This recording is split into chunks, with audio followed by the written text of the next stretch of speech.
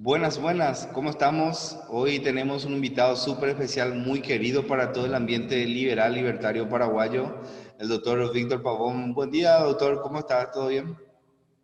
Buenos días, Jorge. Es un gusto compartir contigo y ya te felicito por esta iniciativa que yo creo que va a dar buenos frutos, especialmente por lo que me dijiste fuera un poco de micrófono, con relación un poco a conversar con todo ese abanico de personas que estamos desde luego promoviendo las ideas de la libertad.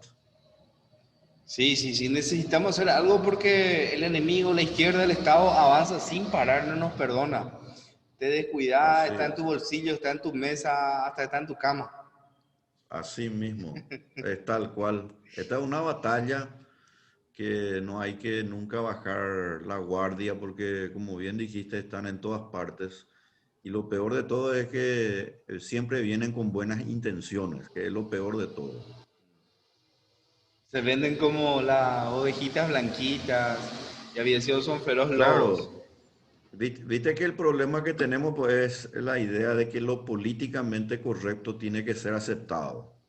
Entonces ocurre que siempre uno tiene que tener una posición de medio, de centro, y todo aquello que empezamos a decir lo que no se dice comúnmente, somos acusados directamente de la extrema derecha, incluso de fascista, como ocurre, por ejemplo, en otras partes, porque es lógico, ¿verdad? En el abanico de las ideologías se defienden ideas que son contrapuestas. Estamos los que defendemos la libertad, el imperio de la ley, la propiedad privada, y lo que defiende de luego la enaltezación o la suerte de deidad del Estado, de hombres y mujeres providenciales que tienen un mayor poder de sabiduría sobre otros, lo cual nos lleva, ¿verdad?, a que ellos, los que promulgan este tipo de ideas, son profundamente autoritarios. Doctor, para la gente que no te conoce, ¿quién es Víctor Pavón? ¿Qué hace el doctor Pavón? ¿Cuál es su trayectoria así resumida?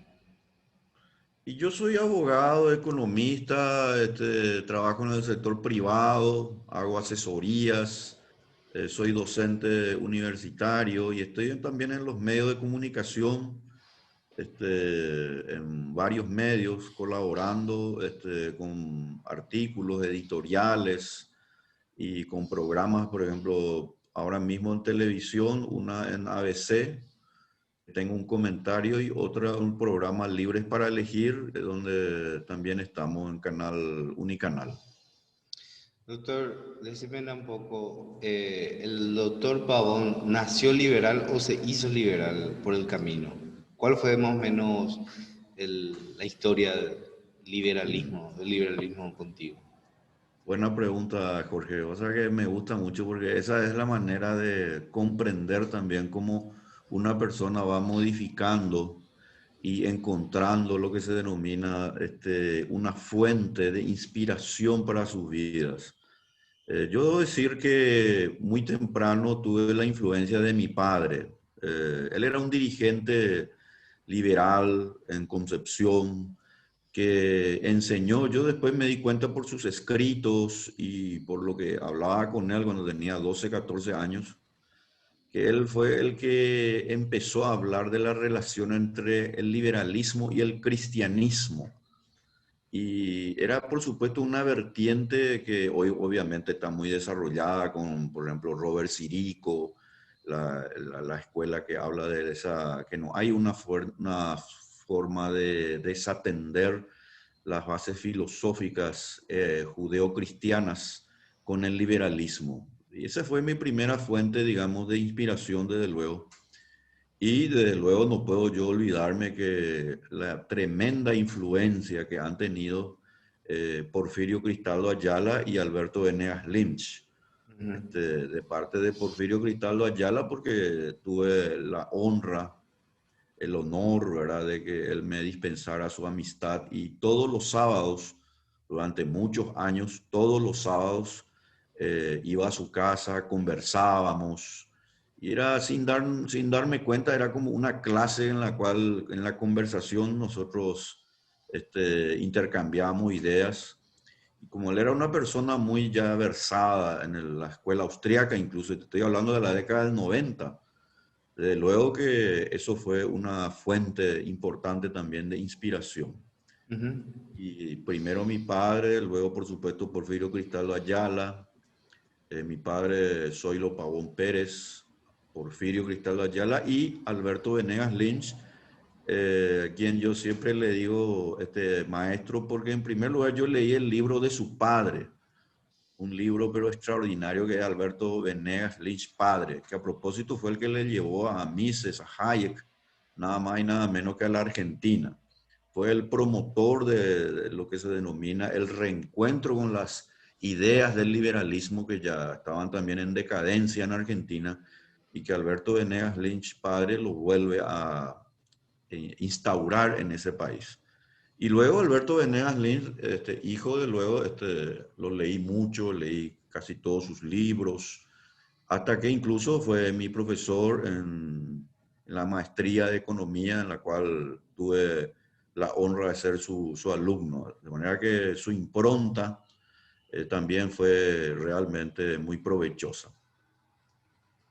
Doctor, decime, ¿se sufre siendo liberal en el sentido de que nos sentimos un poco desvinculados de la sociedad, vistos como bichos raros?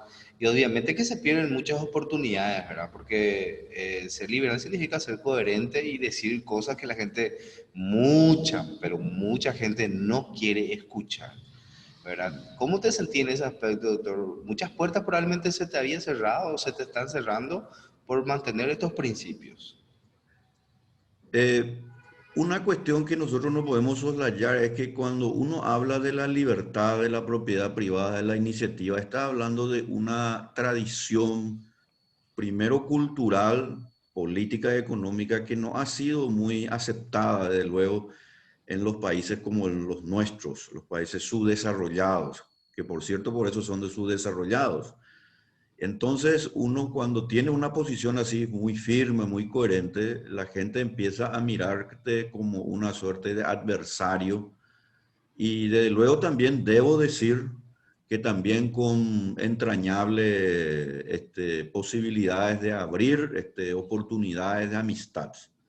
Aquí en el Paraguay, ciertamente nuestras ideas están avanzando cada vez más. Lo que vos estás haciendo, por ejemplo, Jorge, es una manera justamente de hacerlo avanzar, el Internet, el acceso a libros, etcétera. Esto es algo impresionante. Así como en algunas ocasiones se pueden perder oportunidades, también se abren oportunidades. Y yo me siento realmente regocijado, sé lo que implica, ¿verdad? Mantener una línea, digamos, de ideas, porque como bien vos decís, tenés razón, Jorge, muchas veces eso también te acarrea algunas suertes de enemistades, pero como siempre decía o dijo Friedrich von Hayek en su libro Camino de Servidumbre, en la dedicatoria de ese hermoso libro Camino de Servidumbre, él decía, pues, a mis amigos los socialistas. Yo tengo muchos amigos y vos también tenés, Jorge, que todos tenemos amigos que son socialistas, algunos son incluso de tendencia bastante comunista y a los que yo creo, ¿verdad?, que todavía guardan un criterio de honestidad intelectual. A ellos yo no tengo ningún problema en repetir, en conversar. Y ahí hay, por supuesto, una cuestión que no se puede soslayar, ¿verdad? El pensamiento liberal permanentemente está basado en la persuasión. Nosotros no le obligamos a nadie porque no tenemos un catecismo ni somos parte de un dogma. Sí, El exactamente. liberalismo no tiene un dogma donde esto es lo que hay que creer y por eso sos liberal. Ese es un error que incluso muchos llamados liberales muchas veces cometen y de esa manera lo que convierten es a la idea liberal en una suerte de claustro en la que solamente algunos pueden de alguna manera ingresar. De manera que en ese espectro de las ideologías, del debate de las ideas, tanto los socialistas, todos los que están en contra de nuestras ideas de libertad, propiedad privada, imperio de la ley, los derechos individuales, estas personas, entre estas personas existen algunas que ciertamente, ¿verdad?, van cambiando también de posición en cuanto se refiere a involucrarse y a reconocer finalmente el valor de la libertad.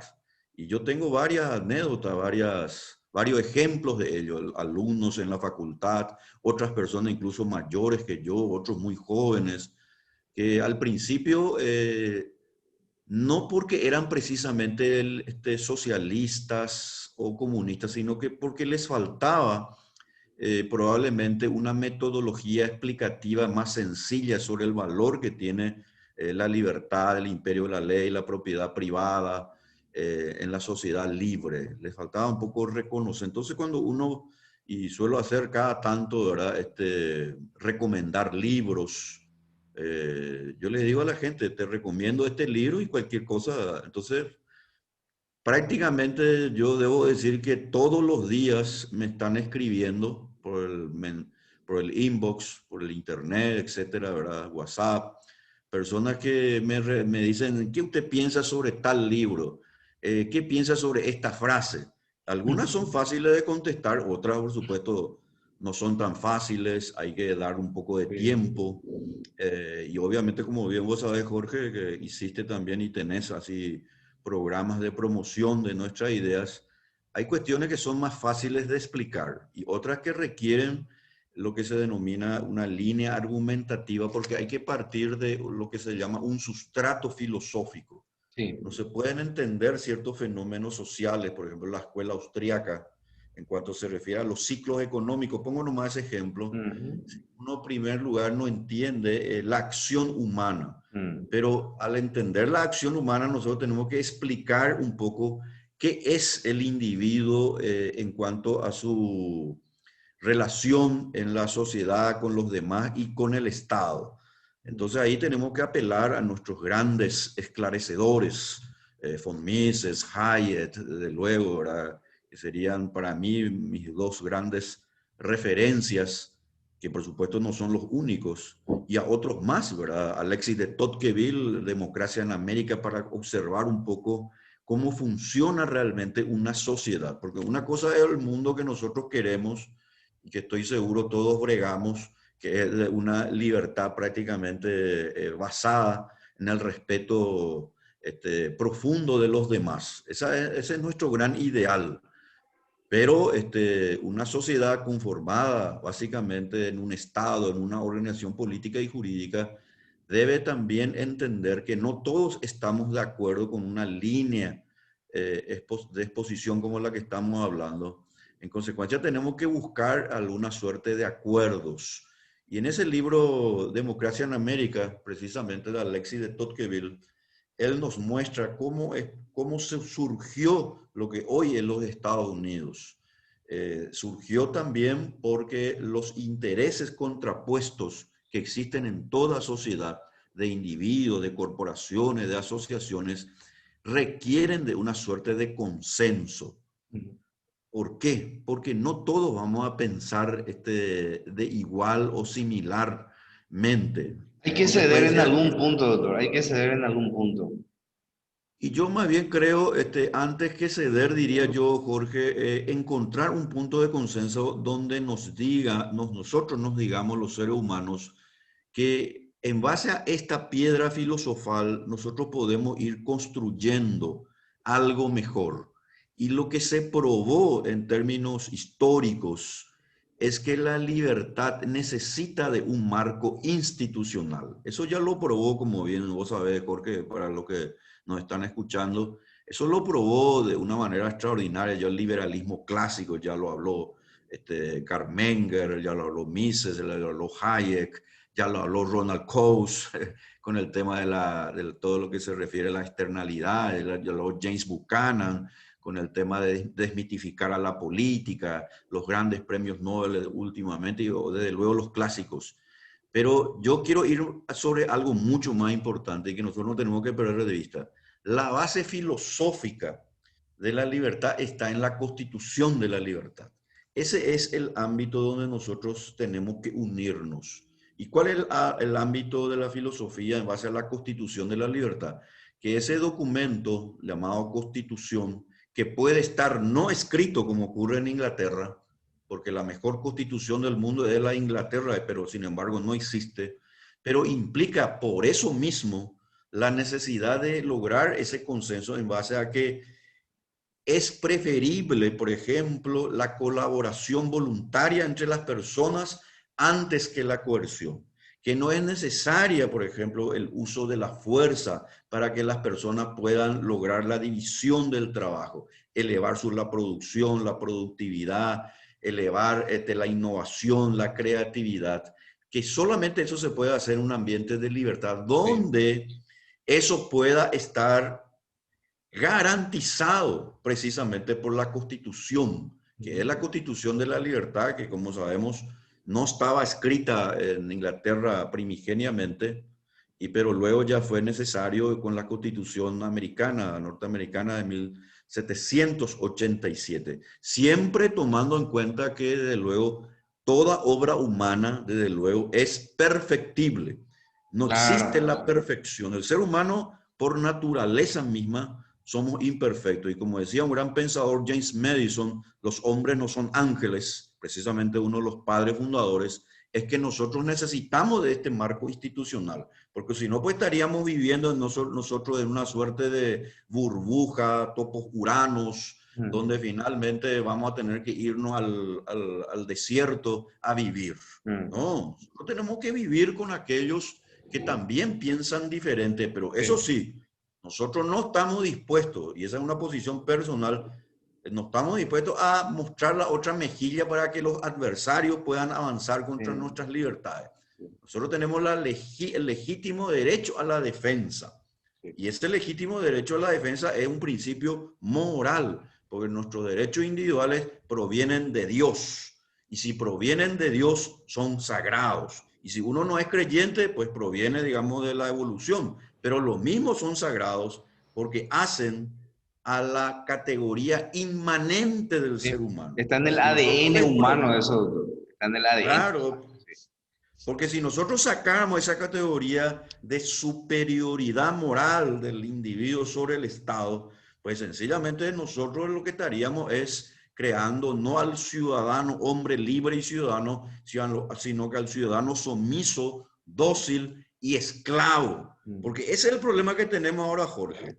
Este tema del Fondo Monetario Internacional, el nuevo orden mundial que está en la Agenda 2030, que yo leí, pero analicé mucho la gente 2030 y es una perversión moral, es la colectivización de la propiedad privada, es la destrucción de nuestra libertad. En consecuencia, ese es el gran tema y la gran batalla que nosotros tenemos que desarrollar, Jorge, porque el marxismo ya mutó a otra forma de lucha. Hoy sí. ya no es proletarios contra burgueses, como lo decía Marx y Engels en 1848 en su manifiesto comunista. ¿Qué es Hoy en ahora, realidad doctor? ha de crear conflictos en donde la libertad y la propiedad sean, y la vida, porque ahí está la agenda pro aborto, por ejemplo, ¿verdad? Que es absolutamente delincuencial, cuyo propósito es justamente despojarnos de nuestros derechos individuales. Y eso nosotros no lo tenemos que permitir porque en el momento mismo que ellos sientan su cabeza de playa, que es lo que están haciendo, como pretendieron hacerlo con el acuerdo de Escazú, que por suerte lo logramos rechazar, nosotros tenemos que estar, como decía Thomas Jefferson, en permanente alerta, porque el precio de la libertad, al final y al cabo, es la eterna vigilancia. Sí, totalmente, doctor. Pasando un poco al plano nacional, al plano local, doctor. ¿Cómo ves al Paraguay? ¿Estás preocupado? ¿Ves que hay un avance terrible también de la izquierda? ¿Cómo le vean a sus políticos? ¿Verdad? ¿Es preocupante? Lógicamente, es muy preocupante lo que está pasando en Paraguay, porque el avance inescrupuloso de las ideas colectivistas están en todos los partidos políticos. Y No ahí hay viene, ninguno que se salva, ninguno. no, ninguno. Lamentablemente, hay algunos elementos residuales que todavía guardan cierto respeto, ¿verdad?, a lo que se denomina el concepto de la libertad, la propiedad, pero no es suficiente. Y a mí me preocupa porque hay varios proyectos de ley que están ahí preparándose, como el que ahora, por ejemplo, presentaron el Frente Iguazú y el radical auténtico Víctor Ríos, por ejemplo, ¿verdad? Que no tiene nada, por cierto, de liberal, y que en el cual vos tuviste ahí me acuerdo, un entredicho que de paso te vuelvo a felicitar, ¿verdad? Bueno, ¿dónde está el tema? Estos proyectos de ley de colocar impuestos a las grandes fortunas, o como lo que ahora quiere presentar, por ejemplo, el Partido Democrático Progresista y otros más que me enviaron hace unos días, ayer me enviaron. Asustador, asustador, ¿verdad? Exactamente, por el cual, por ejemplo, si vos ingresás a la propiedad ajena y si estás 6 meses ahí, se te considera que ya no podés, no se te puede desalojar. O sea, si vos ¡Qué pensás bien, locura! Jorge, esa es la colectivización de un modelo de vida, ¿verdad? Y al ser la colectivización de un modelo de vida, se emite lo que se denomina una señal. En economía se dicen incentivos, ¿verdad? Ujú. Para que otras personas, y esto es, no hay necesidad de ser ni economista ni abogado, porque eso también es otra cosa que en el Paraguay tenemos que sacarnos de la cabeza. Acá pues se cree que porque uno tiene tal título puede hablar y decir algo. Eso es falso, de toda falsedad. Acá tenemos que sacar, es una reminiscencia del doctor Francia, porque era doctor, entonces nosotros no tenemos que decir nada. Esa es una reminiscencia autoritaria. No tiene nada que ver el título Es una con la falacia. preparación que pueda tener una persona. Y esa colectivización que se viene, ¿verdad? Con el apoyo, ¿verdad? Lamentablemente de una oposición, porque estábamos hablando, me dijiste, de la política, ¿verdad? De una oposición que no se percata que acá lo que tenemos que hacer son grandes reformas, sino que la oposición más bien está, lo que pretende es mantener el status quo, porque en el fondo no es que estén contra el partido de gobierno, en el fondo los quieren solamente reemplazar, lo cual es muy diferente a querer ganarle para modificar el modelo. Y este modelo no es bueno, estamos ciertamente en el índice de libertad económica moderadamente libre, pero estamos en un punto, así como lo dice el estudio del Heritage Foundation, ¿verdad? En un punto en donde en cualquier momento nosotros podemos retroceder. Para el Paraguay, ese retroceso en ese índice no va a ser igual que si retrocede Singapur o Suiza o Hong Kong. Sí, Para el Paraguay eso va a ser catastrófico, sí. porque si para Singapur, Estados Unidos, Suiza, bajar 2 puntos, supongamos, en ese índice, le puede acarrear algunos inconvenientes, pero enseguida otra vez ellos van recuperando de alguna manera porque sus instituciones están bien fundamentadas, ¿verdad? Y ya llevan muchos años, digamos, con esa tendencia. Pero para el Paraguay, donde todavía la idea del colectivista, del Estado benefactor, y por sobre todas las cosas de querer agrandar todavía más la presencia del Estado, va a ser catastrófico.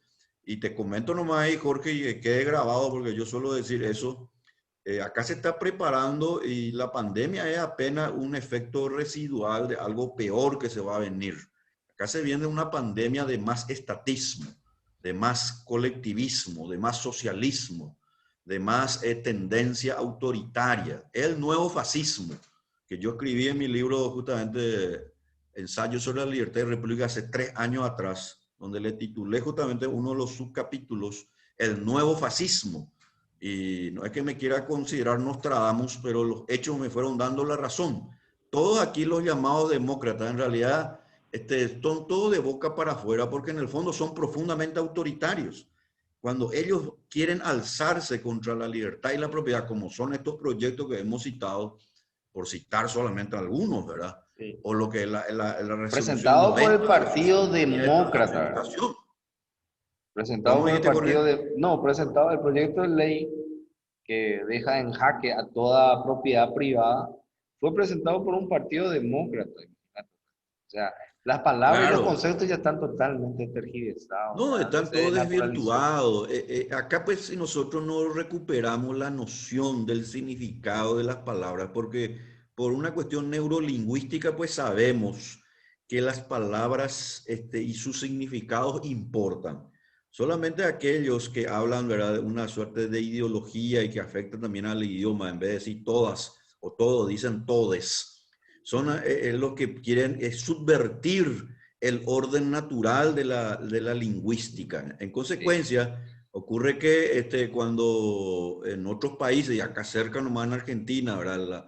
En ciertos lugares, por ejemplo, ya hay lo que se denomina un nuevo lenguaje que en vez de decir toda y todo, dice todes en los documentos oficiales. Quiere decir que el avance de lo que se denomina, ¿verdad?, esas ideas colectivistas para subvertir el orden natural está cada vez más fuerte, porque nosotros, ya eso iba Jorge, nos estamos olvidando del significado de las palabras. Y eso es lo que Hayek justamente trató y nos sigue dando a entender en sus famosas obras, especialmente el relacionado al uso de la famosa palabra social, Estado social de derecho, justicia social, igualdad social, etcétera, etcétera.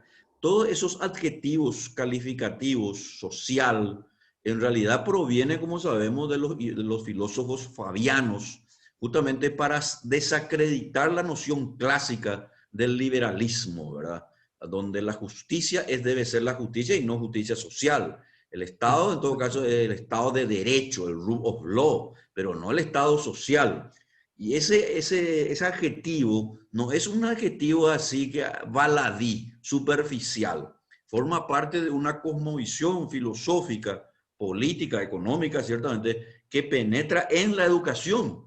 Y la educación es la forma, como sabemos, precisamente de amaestrar, de convertir a los niños y a los jóvenes en los futuros soldados del Estado, en los futuros soldados que lo único que quieren es ir a liquidarle a aquellos que hablan de la libertad y la república, aquellos que hablan de la propiedad privada porque los consideran sus enemigos. sí. Ellos están Rothbard, siendo, nuestros Rothbard, niños y nuestros jóvenes están instruidos de esa manera. Rothbard hablaba luego que el Estado es la mafia con escuela nomás. Una mafia, pero tiene escuela. Y pero por supuesto, pero nosotros para poder ir a ese gran cometido, por supuesto, que sería que no exista la figura del Estado, tenemos que comprender que nos estamos enfrentando a personas, a instituciones y por sobre todas las cosas, las ideas a las que nosotros no podemos replegarnos.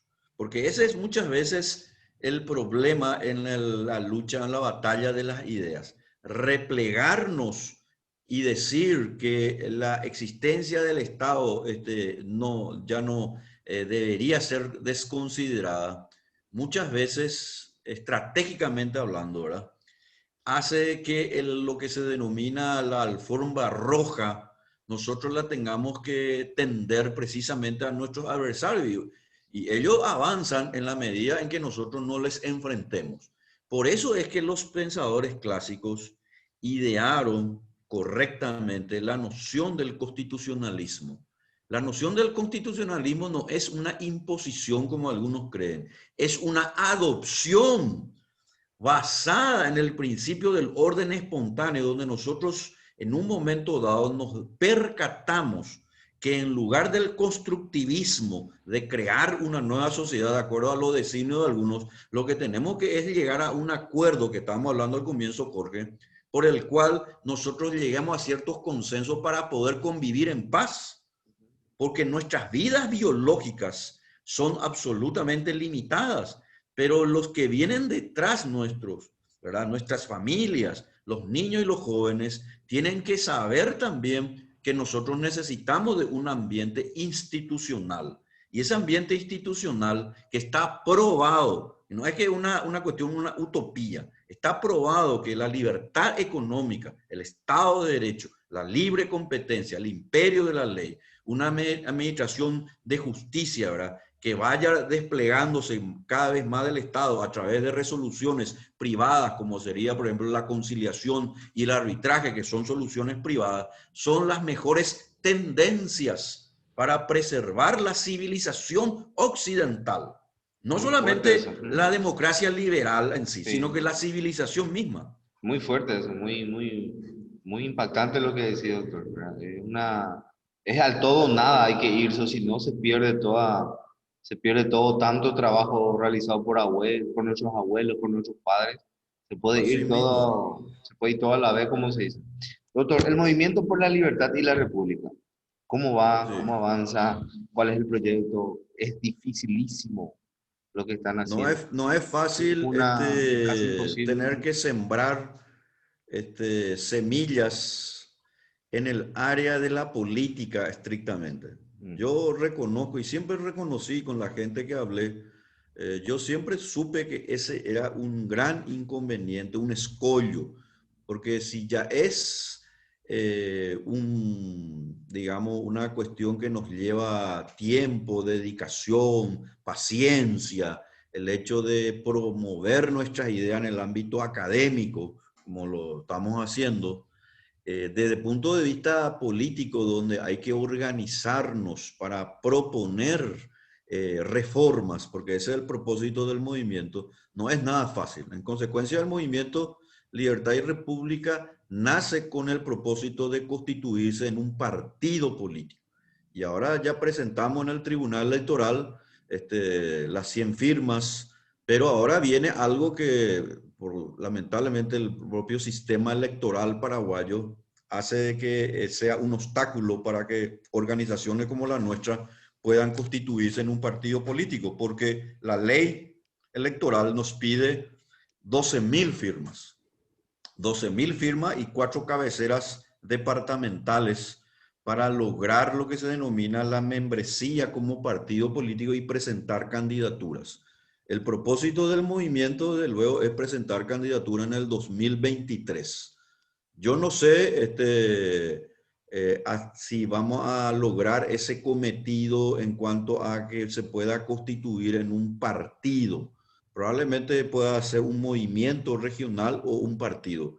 Mi propósito, mi objetivo es convertirlo en un partido para que así muchos jóvenes que se adhieran al estatuto, a la proclama del partido, ¿verdad?, realmente puedan llevar a cabo las reformas y contener, esto es muy importante, contener la colectivización que proviene de la legislación, porque la legislación que no es tal, ¿verdad?, sino que son simplemente mandatos, porque no tienen la categoría de ley, sino que porque le han sacado su verdadero significado, es algo como los citados proyectos que hemos dicho, son sencillamente avances de ese colectivismo. Y nosotros necesitamos personas, hombres y mujeres, que representen ese ideal liberal republicano. Liberal como una cuestión moral, defensora de nuestros derechos individuales, y republicano porque necesitamos de instituciones que puedan sostener la libertad para que no se degenere en libertinaje. Porque no puede sostenerse la libertad sin orden. Por eso es que ya los padres fundadores en Inglaterra, en 1215, la Carta Magna, la Revolución Inglesa, 1688, y luego, por supuesto, la Revolución Americana, 1776, ellos, sus grandes filósofos y pensadores, se percataron de la necesidad de la ley y el orden. Porque caso contrario, lamentablemente, ¿verdad?, el bandido, el embustero, la persona que precisamente no tiene muchas ganas de ganarse el pan con el sudor de su frente, que son cada vez más, por cierto, ¿verdad?, lo que van a entrar no solamente en tu propiedad, en tu trabajo, van a entrar en tu casa y le van a degollar y violar a nuestras hijas, a nuestras esposas. Y eso es una cuestión que nosotros tenemos que estar preparados para enfrentar. Pero esto que yo te estoy diciendo, Jorge, no es una invención mía. Si nosotros vemos lo que está pasando ahora en España, lo que está pasando en Europa, lo que está pasando en Chile el ejemplo, eso es el resultado de una preparación estratégica de la izquierda a través de una brisa bolivariana, cuyo propósito fue precisamente no hacerle caer a Paraguay, que también siempre están intentando, sino hacerle caer a la estrella de Latinoamérica y de la reforma que fue Chile. ¿Y qué pasó en Venezuela? Yo tengo amigos, vos también probablemente tengas 2 o 3 amigos conocidos acá en Paraguay, donde me decían, nosotros siempre dijimos que Venezuela jamás iba a ser la segunda Cuba. Nunca creímos nosotros que eso iba a ocurrir. Es más, casi nos mofábamos, nos burlábamos de aquello que alguna vez nos dijeron, miren que esto se viene mal y vamos a convertirnos en la segunda Cuba. Bueno, ¿qué pasó? Se convirtieron en la segunda Cuba. ¿Y por qué se convirtió en la segunda Cuba?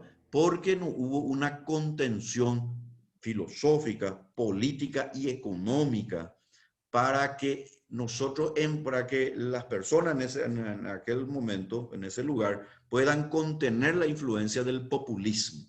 Porque este es el problema que nosotros nos enfrentamos, Jorge, en los hechos, en la realidad. El populismo, que es creer que las cosas son gratis, que es creer que hay que sacarle al que tiene para darle al que no tiene, que es posible nomás hacer leyes a través del óptimo de Pareto, por el cual, ¿verdad? Para que uno progrese, todos también tenemos que progresar. Es decir, de ese óptimo paretiano, obviamente, lo que tenemos es el surgimiento de lo que se denomina todo el estado de bienestar y el estado social. Y para eso son importantes los partidos políticos que deben representar los genuinos avances que se dan en las reformas que nosotros necesitamos, porque si nosotros no hacemos la reforma en el Paraguay, nosotros vamos a irnos a una situación muy calamitosa. Y te pongo nomás dos ejemplos de reforma que tenemos que hacer. Uno, el sistema previsional IPS. El IPS va a estar en problemas en menos de 10 años. Es un Menos Ponzi. de 10 años el IPS colapsa. Es un ¿Y Ponzi, cuántos un de esquema nuestros Ponzi. jóvenes? ¿Cómo? Es un esquema Ponzi el IPS. Exactamente, un esquema Ponzi, un esquema criminal, estafador. No puede ser que el empleador esté dando 16% y ocurre que el trabajador el 9,5% y ocurre que ese costo laboral, que por cierto es muchísimo, lo que va a hacer es que muchas personas que hoy están aportando se van a encontrar en un momento dado que no van a tener ningún tipo de jubilación. Y por eso se hacen las reformas. Y por eso nosotros tenemos que ir a los fondos de previsión que se denominan de capitalización individual. Ese es algo fundamental. Y otra cuestión, porque vos estás ahí justamente en la zona, digamos, de Itaipú, nosotros tenemos que hacer la desmonopolización de lo que se denomina el servicio eléctrico. Porque este perverso sistema monopólico de la ANDE le está impidiendo precisamente que puedan concurrir la iniciativa privada para comercializar y distribuir la energía. No puede ser que en el Paraguay de cada 10 paraguayos, 4 personas sigan cocinando a leña, cuando este es el Paraguay que nada en electricidad. Nosotros somos la Kuwait en términos petrolíferos, pero en términos eléctricos del mundo. Tenemos la mayor generación de energía eléctrica, pero ocurre que de cada 10, 4 personas siguen cocinando a leña y ocurre que ni siquiera tenemos cocina eléctrica en nuestras casas, no tenemos coches eléctricos, no tenemos trenes eléctricos. Todo eso se podría haber y se debe hacer. Eso se puede hacer. Hay que tener pues, una épica. Hay que mirar lejos, como decía Ortega y Gasset. Y consecuencia, nosotros lo que estamos bregando, ¿verdad? Por los principios de la libertad, de la propiedad privada, no solamente tenemos que impulsar nuestra idea en los campos académicos, porque de eso estábamos hablando, ¿verdad? Sino que también, ¿por qué no? En un partido que ojalá se pueda dar y pueda finalmente ser una alternativa. Sí. Doctor, ¿cuál es el problema? ¿Será que nosotros lo que estamos detectando, estos inconvenientes que se vienen y tajantemente se cumplen estas previsiones que hace años voy a estar diciendo yo, varios compañeros, el doctor Centurión, Hugo, muchos compañeros liberales aquí en la región, van comentando, esto va a pasar, tenemos que prepararnos, ocurre, el Estado avanza, más pobreza, más desinformación, etcétera, etcétera. Doctor, ¿por qué la clase que tiene capital, digamos, esas personas que tengan capacidad hasta económica de dar un soporte no se integran en la causa? ¿Será que todos luego son unos empresarios? ¿Por qué no conseguimos oxigenar este sector y darle mayor estructura? ¿Vos qué decís que falta, doctor? No nos estamos haciendo entender. No existe luego un sector capitalista en el Paraguay que quiera defender sus intereses. Porque vamos a ser sinceros, esto puede empeorar para el sector cárnico, puede empeorar para el sector industrial, puede empeorar para el sector sojero, pero tampoco le vemos a ellos, parece que le vemos tranquilos a ellos, pero ¿cómo ves eso, doctor? ¿No estamos haciendo entender? Bueno, primero una cuestión de principio. Ujú. Muchos de los llamados empresarios en el Paraguay, hay que ser sinceros, no son genuinamente empresarios. Eso es algo importante. Pero también en los últimos 15, 20 años fueron surgiendo nuevos empresarios, especialmente microempresarios. No nos olvidemos que más del 60-70% de la economía paraguaya proviene precisamente de la fuerza pujante de los micros empresarios. Eso es muy importante, ¿verdad? La afectación sobre la riqueza del Producto Interno Bruto es de ese nivel. Un resultado del capitalismo, de la Un libertad económica. resultado de haber tenido en el Paraguay ciertas bases que nos hicieron diferentes. Nosotros logramos, esto es muy importante a mi modo de ver, porque muchas veces pues nosotros tenemos que tener un poco de autoestima también. Nosotros tenemos que ver también que algunas cosas hicimos bien. Por ejemplo, nosotros fuimos logrando, no como nos gustaría desde el punto de vista libertario quizás, pero nos acercamos a una sostenibilidad fiscal y a una estabilidad monetaria. Ese fue el motivo por el cual justamente las inversiones tanto de Argentina y Brasil, particularmente Uruguay también, Bolivia, van viéndole al Paraguay como un reducto, como una oportunidad que no tienen en sus propios países. Y eso es algo que se nota, y eso se nota en el sector agropecuario, se nota en el sector inmobiliario del Paraguay. Eso no se puede negar porque los hechos están. Ahora bien, lo que vos estás diciendo es muy importante porque hay dos cuestiones ahí. Y esto se puede entender desde el punto de vista de la oferta y la demanda. Estas personas que son los que tienen más capital o tienen más posibilidad, digamos, de expresar su apoyo a los que estamos, digamos, con nuestras ideas, necesitan también comprender que desde el punto de vista de una mayor demanda colectivista, en realidad a ellos les va a perjudicar y les va a prácticamente a destruir.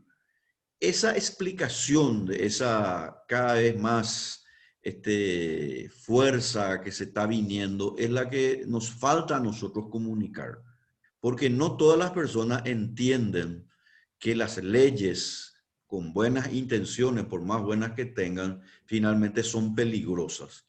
Entonces, nuestra oferta también tiene que ser mejorada. Lo estamos haciendo, vos lo estás haciendo, todos estamos dando nuestro granito de arena. Ahora, esta oferta tiene que tener una demanda y esa demanda es la que nosotros tenemos que saber entender también que en primer lugar, por mucho tiempo desconoció los valores precisamente que hacen a la filosofía de la libertad. Porque ellos creen que sencillamente con tener un Estado allí que más o menos proteja la propiedad, que haya bajo impuesto, es solamente la condición. La condición, esos son necesarios elementos ciertamente, pero no son suficientes. Y esa es la parte que nosotros tenemos que comprender para no caer en lo que sucedió en Chile. Y Chile es un ejemplo para nosotros. ¿Qué pasó en Chile? Pues se olvidaron precisamente de los empresarios, los pensadores, los promotores de las reformas, de las grandes reformas que le hizo tan diferente a Chile y ubicarlo, digamos, en el ranking mundial. Ellos se olvidaron de esa prosapia filosófica, de esa prosapia justamente educativa. Y habiéndose olvidado de eso, de que el trabajo, el esfuerzo, la innovación es el resultado ciertamente de la propiedad, pero por sobre todo las cosas del respeto a ciertas instituciones liberales, habiendo relegado eso del plan de estudio, de no haber explicado lo suficientemente, los nuevos jóvenes que ya tuvieron, digamos, esos grandes beneficios de las reformas, se dieron cuenta que al final ellos estaban allí recibiendo eso sin saber el por qué. Y al no entender el por qué ellos tenían menos desempleo, al no entender ellos el por qué, incluso, ¿verdad?, la movilidad social de la clase más pobre ingresaba a la clase media mucho más rápida que en todos los lugares, incluso a nivel mundial. Que al no entender que la inflación tenía que ser de un dígito, ¿verdad?, al no entender el motivo moral, político y económico, pero de base filosófica, Pues ellos creen ahora que a través de unos gobernantes que le vienen a prometer el oro y el moro, educación gratis, salud gratis, en pocas palabras, una suerte de gratuidad casi en todo, ellos entonces enseguida le escuchan a los populistas que se están viniendo, por cierto, en Chile, y les dicen, vamos a darle oportunidad a esta gente porque parecen muy buenas. Y muchas de ellas, pues vos le mirás a la tal Camila, esa y parece de repente una chica muy, incluso muy atractiva, digamos. Entonces les seduce eso. Sí, ¿Por qué? Porque no se dan cuenta de que lo que importa son las ideas. sí. No importa si te viene a decir este es el modelo o la modelo tal. Eso es algo que nosotros en el Paraguay tenemos que cuidar. Acá pues se le elige a la gente a un gobernador porque sabía, por ejemplo, dar rienda suelta a ciertas fiestas como el gobernador de Central, por ejemplo. Y así. Y tenemos en todos los partidos políticos. No es lo que la persona, hay que ser sincero, siempre eso va a influir. Lo que importa es la idea. No importa si esa persona al final puede ser una persona ciega y puede estar paralítica también. Lo que a mí me debe interesar y que nosotros tenemos que inculcar es qué idea, qué propone, qué cosmovisión tiene y si está convencida también. Porque una cosa es que de boca para afuera te diga algo y resulta ser que ciertamente después llega al poder y te hace otra cosa. Sí, Porque yo recuerdo, por ejemplo, un video que vi hace mucho tiempo, donde le hacían una entrevista al candidato Hugo Chávez. Y vos sabés que el candidato Hugo Chávez hablaba y le preguntaban sobre las empresas públicas. Y su respuesta fue, hay que privatizar todo. Hugo Chávez Frías, ¿verdad? qué locura. El que destruyó, obviamente, Venezuela, ¿verdad? Mm. Él hablaba de privatizar. Doctor, Pero no se dieron cuenta que en realidad él estaba mintiéndole a la gente, porque él lo que necesitaba era el voto para luego, por supuesto, llevar a cabo su proyecto. y lo logró a perfección porque su Sí. proyecto, esto termina, en esto termina.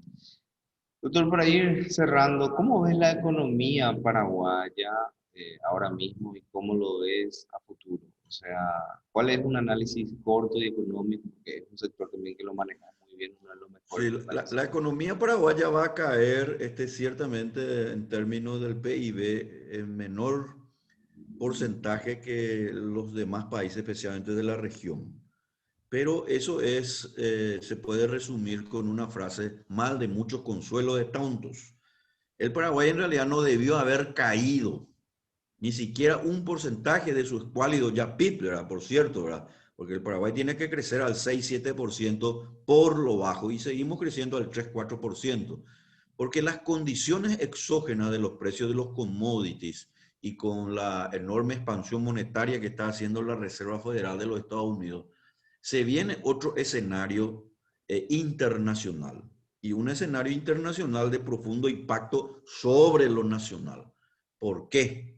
Porque el Paraguay, teniendo todos los activos estratégicos importantes como el clima, la electricidad, gente joven y habiendo logrado, digamos, esa estabilidad, sostenibilidad, estabilidad monetaria, sostenibilidad fiscal, no son suficientes. Hoy sabemos que los países deben progresar haciendo reformas. ¿Qué reformas? Las reformas que nos desaten, nos saquen los grilletes del Estado. Cuanto menos Estado tengamos y más mercado nosotros podamos construir y lograr, mejor. El Paraguay lo que necesita es tener un Estado mucho más pequeño, mucho más consolidado, mucho más institucionalizado. Para luego, por supuesto, que es nuestro gran ideal, hacerlo desaparecer. Pero primero tenemos que consolidarlo institucionalmente. Y yo creo que lo podemos hacer, porque mucha gente con la que hablamos, con las que de alguna manera conversamos, están con esa idea. Pero las reformas que tenemos que hacer en el sistema previsional que hemos hablado anteriormente, el sistema eléctrico, en el sistema de las cajas fiscal, en el presupuesto, ¿verdad? En el código laboral, son La, reformas necesarias que se pueden llevar a cabo. O en tener, por ejemplo, tributación, doctor. Tributación, por supuesto, ¿verdad? O tener para tributación tenemos la solución. Paraguay, un solo impuesto. Paraguay tiene que tener un solo impuesto que es el IVA, 5% y nada más. Al principio podemos dejar el impuesto inmobiliario probablemente, pero a su valor fiscal, no al valor de mercado. ¿Cierto? Eso es lo que hay que hacer ahora. Vamos a poco Para soñar, doctor, vamos a poco soñar, doctor. O sea, se conseguimos que el Paraguay tenga 5% de impuestos. ¿Qué pasaría de tu visión? ¿Qué mensaje daríamos al mundo solo con ese hecho? Vamos a dar un mensaje que nunca se dio en estas tierras, lamentablemente destruidas por el estatismo socializante. Vamos a dar un mensaje de que en el Paraguay es un país que se puede progresar. Nosotros vamos a dar un mensaje no solamente en términos regional, sino que al mundo. Vengan al Paraguay a invertir. Todas las inversiones que vengan van a quedar en manos de sus hacedores, los inversionistas, los trabajadores. Sobre ellos va a descansar nuestra prosperidad, porque nosotros solamente vamos a cobrar ese porcentaje para dotarlo, por supuesto, de ese armaje de seguridad jurídica y seguridad ciudadana. Solamente para eso. Después, todo lo podemos hacer en educación, en salud, hacer ruta, puente, infraestructura, todo hay que darlo al sector privado, por supuesto, dentro de un andamiaje de licitaciones transparentes internacionales. Pero para eso, muy importante, hay que tener ideas claras, liderazgo, firmeza y sobre todo hay que ser liberal. Espectacular, doctor. Yo creo que ya sobrepasamos el horario que estipulamos inicialmente, pero realmente valió cada segundo. Lo interesante de esto, doctor, que queda en la red, queda en la historia, queda para que la gente pueda contemplar. Y el proyecto está en que tengamos un grupo de amigos y nos conectemos cada vez más, promocionemos por unir Excelente. fuerzas, porque el enemigo es terrible, ¿verdad, doctor? El enemigo está en todas partes porque es el resultado de una idea que prendió fuerte en la misma cultura. Nosotros somos resabios de una guerra de la Triple Alianza en donde el paraguayo fue puesto en un estadio de sobrevivencia. Por eso vino el peixante, por eso vino finalmente, ¿verdad?, el hacer las cosas así nomás, Bye bye. el vaí vaí. Y eso es un resabio cultural de sobrevivencia, pero que nosotros tenemos que desatar ese nudo jordiano. Y nosotros en el Paraguay tuvimos unos destellos que se iniciaron ya primigeniamente en la independencia con Fernando de la Mora y que fue destruido lamentablemente por la dictadura de doctor Francia. Ese fue un destello de libertad y república, destruido por la dictadura. Luego vino lamentablemente, ¿verdad?, los López, tuvimos la guerra de la Triple Alianza y luego vino esa incertidumbre, tuvimos la Constitución de 1870, pero tampoco pudo justamente brillar y lograr sus efectos porque las instituciones, esto es muy importante, no solamente se tienen que analizar desde el punto de vista económico, sino que también desde el punto de vista cultural. Nosotros no podemos trasladar la Constitución como se hizo en el 1870, prácticamente la Constitución norteamericana, en varios, casi todos sus aspectos, porque la conducta de las personas no estaban dispuestas a aceptar esas tradiciones y costumbres. Las Sí. tradiciones y costumbres son el resultado del orden espontáneo, como decía Hayek.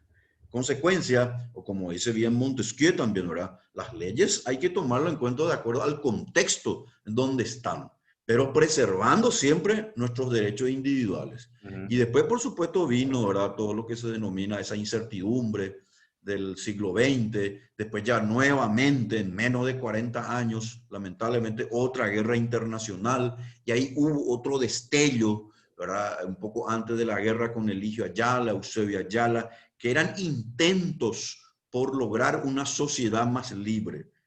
Eran intentos, pero que también fueron destruidos lamentablemente por esa tradición autoritaria en el año 1936, cuando lamentablemente el gobierno constitucional de Eusebio Ayala es echado de nuestro país, habiendo logrado un éxito extraordinario, el haber repelido, digamos, al enemigo sin endeudarle ni un guaraní se le endeudó y ganamos esa guerra. Y eso fue por la conducción transparente, honesta, en primer lugar de Eligio y luego de Eusebio Ayala. Y luego eso, con la caída del gobierno de Eusebio Ayala, nuevamente vino esa tradición autoritaria, y esa tradición autoritaria lamentablemente nos llevó a 1947, que es la Revolución Civil, donde antes nuestros abuelos, que estaban como mi abuelo, por ejemplo, que estuvo en Nanagua y Boquerón, cuando él me decía, por ejemplo, que yo con mi arma, que era como mi hermano, yo era liberal y el otro colorado, nosotros levantamos la bandera del Paraguay y nos enfrentamos cuerpo a cuerpo al enemigo. Y en 1947, cuando todavía nosotros éramos jóvenes, le tenía que matar a mi propio hermano con quien yo había luchado en las batallas del Chaco. Y esa es una cuestión y una tradición cultural que hay que entender. Y es por la presencia de ideas equivocadas. Y desde luego, en 1947 la Revolución Civil, y lamentablemente, porque esto se explica perfectamente, y ya Julio César lo decía en la batalla de las Galias, los pueblos cuando caen, digamos, en la incertidumbre, en la inseguridad, en una suerte de desorden absoluto y no hay visualización de mejores escenarios, buscan a su redentor. Buscan, lamentablemente, ¿verdad?, a la figura protectora que va a poner el orden. Y ese fue un tal señor Alfredo Stroessner, quien asume el 4 de mayo de 1954. Y así vino, ¿verdad?, nuevamente, ¿verdad?, ese telón oscuro donde la arbitrariedad, lamentablemente, tuvimos en nuestro país, hasta que, como sabemos, en 1989 cae la dictadura, pero lamentablemente los que se llamaban demócratas y luchaban contra el dictador, en realidad eran tan dictador como el propio dictador. Sí. Solo con un discursito más diferente. Solo eso es lo que Así pasó. mismo. Doctor, para ir cerrando también algo que no me gustaría dejar pasar. ¿Cómo ves la adopción de ideas liberales por los jóvenes? ¿Hay cierta apertura? ¿Hay gente que se está sumando a la causa de a poquito? Porque antes, yo por ejemplo, cuando descubrí estas ideas me desesperé porque decía que era el único en el mundo por ahí que sabía. Después te conocía a O, le conocía a U, ella me fui tranquilizando. Pero hoy por las redes podemos ver que hay gente que aprecia la causa. Obviamente no hay todavía una estructura emprendedora para llevar adelante una causa bien fuerte, bien grande como vos lo estás iniciando. Pero hay gente que está aceptando, no es más ese que Hay mucha gente ya. le contás algo del liberalismo y parece que era totalmente contraintuitivo para ellos, porque vienen después de 6 años de escuela, 6 años de colegio, 6 años de universidad socialista, y le Sí. contás algo que va en contra totalmente de lo que escuchó, y como si fuera que te quiere pegar, como le está amenazando que sos un loco, ¿verdad? Pero hoy vos decís eso y parece que la gente ya tiene esa apertura. ¿Cómo vos ves eso, doctor? Es que como vos estás diciendo, Jorge, la gente se va acercando porque la gente accede a información. La información es previo al análisis. Primero yo tengo que informarme para analizar. La información está en las redes. Cuando yo escucho Hayek, Mises, liberalismo, economía de mercado, emprendedurismo, iniciativa privada, ¿verdad? Y le veo, por ejemplo, un tal Jorge Alcaraz, ¿verdad?, promoviendo, ¿verdad?, la idea del emprendedurismo y la iniciativa, pues lo que tenemos es precisamente eso, ¿verdad?, que en la práctica es posible llevar a cabo las transformaciones. Y los jóvenes se percatan que ellos desean hacer su vida, que ellos desean construir un mejor pasar, un mejor porvenir, pero permanentemente están siendo atosigados por ideas contrarias. Y la idea contraria lamentablemente está en el mismo colegio, en la misma escuela, donde, y me ha sucedido, pero en infinidad de ocasiones, donde me dicen, nunca nosotros dimos una clase de historia o de economía así como ustedes explican. ¿Te habrá pasado eso también, Jorge? Siempre, Entonces, siempre. ¿qué quiere decir? Que todo en la malla curricular, digamos, lo que se denomina el programa de estudio, ha sacado, relegado, muchas veces adrede, por cierto, ¿verdad?, de lo que se denomina las fuentes de la libertad. Porque esa es la forma de hacer permanecer un pensamiento autoritario.